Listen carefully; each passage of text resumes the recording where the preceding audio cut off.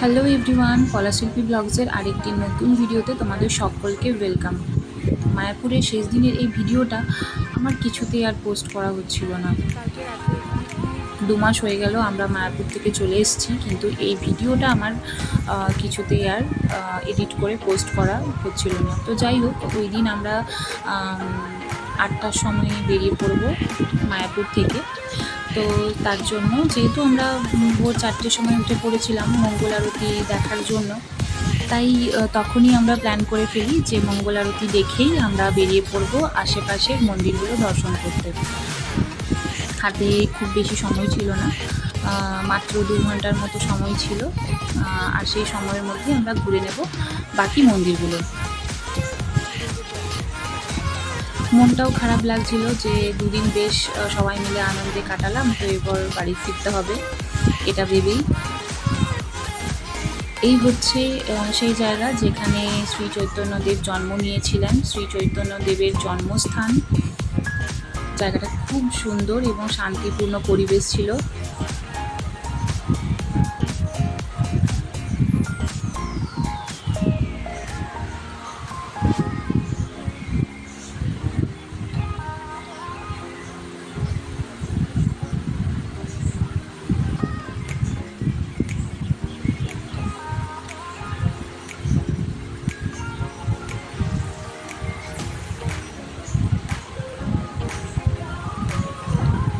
এই সেই নিম গাছ, এই নিম গাছের নিচে নাকি শ্রী চৈতন্যদেবের জন্ম হয়েছিল।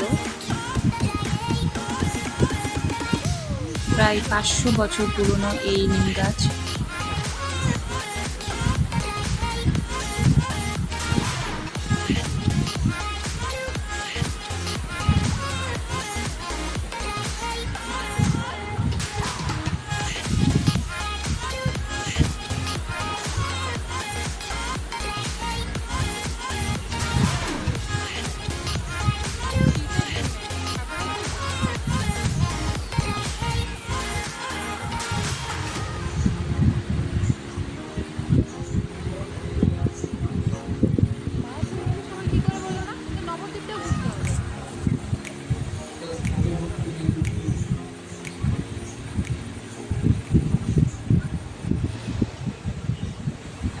তারপর আমরা আরেকটি মন্দির চলে এসেছিলাম।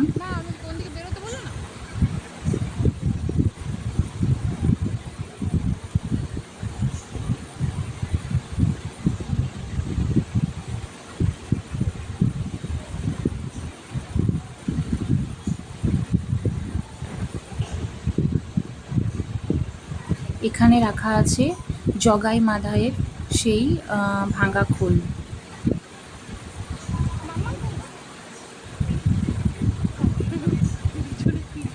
ভাঙা খোলটি দেখে আমার তো মানে কি বলবো, গায়ে কাঁটা দিয়ে উঠলো। প্রায় 500 বছর আগে সেই ভাঙা খোল খুব সুন্দর করে কিন্তু রাখা আছে এই মন্দিরটিতে।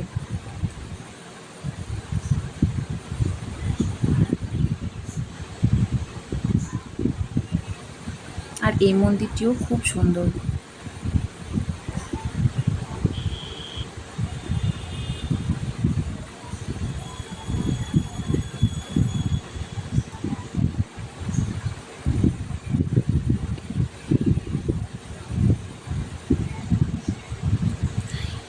এই একটি টগর গাছ, এই টগর গাছটা নাকি 500 বছর আগেকার পুরনো টগর গাছ। এই গাছ নাকি কখনো মরবে না, গাছটি যতদিন বেঁচে থাকবে ততদিন নাকি গাছটিতে ফুল হবে।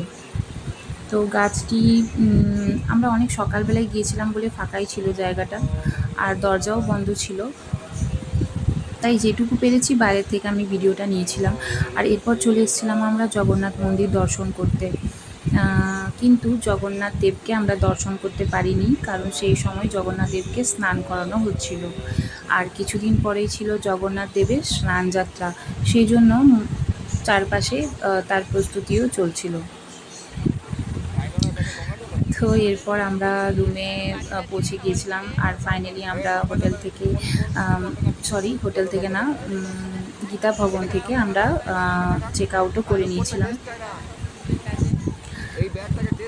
সবারই মনটা খুব খারাপ লাগছিল যে দুদিন বেশ হই হুল্লোড় মজা আনন্দ করতে করতে কেটে গেল। তো যাওয়ার পথে আমি একটু ভিডিও করছিলাম। এখানেই গঙ্গা নদীর নাকি শুরু হচ্ছে এখান থেকেই। এরপরে আর গঙ্গা নদী নাকি দেখতে পাওয়া যাবে না, তাই ভাবলাম যে আমি এখানটা একটু ভিডিও করি।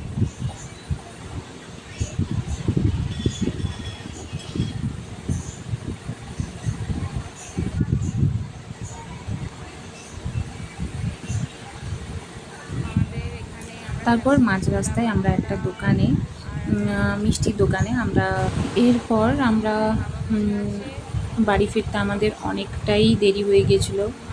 তারপর বাড়ি ফিরেই বেরিয়ে পড়েছিলাম আবার দিদি ভাইয়ের বাড়িতে গিয়েছিলাম ডিনার করতে। তো সব মিলিয়ে সারাটা দিন আমাদের বেশ কেটেছিল ওই দিন।